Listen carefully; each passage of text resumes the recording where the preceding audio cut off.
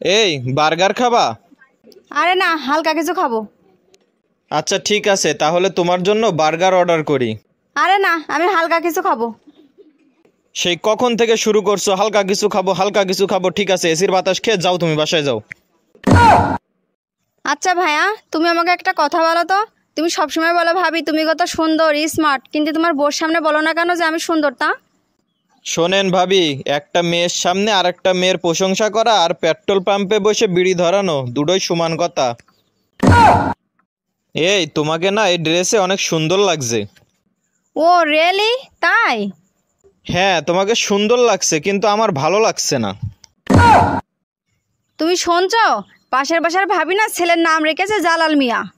কি বলো, তাই নাকি? এটা তো অনেক সুন্দর নাম। বাচ্চাদের নাম হবে সুন্দর, এই জালাল মিয়া কোলে নিতে পারবো আমরা? এই কোথায় যাচ্ছ তুমি?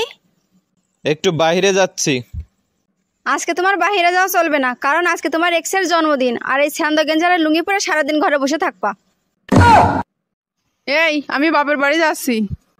আচ্ছা ঠিক আছে, যাও। আচ্ছা তুমি আমাকে একটা কথা বলো তো, আমি যখনই বাপের বাড়ি যেতে চাই তুমি আমাকে না করো না কেন? ওরে স্ত্রী রে, বাপের বাড়ি জাতি বাধা দিয়া আর সাপের লেজে পাড়া দিয়া দুটোই এক। কি ব্যাপার জামাই, তুমি কিছু বলছো না কেন? আপনি শ্বশুর মানুষ, আপনারে আর কি বলবো।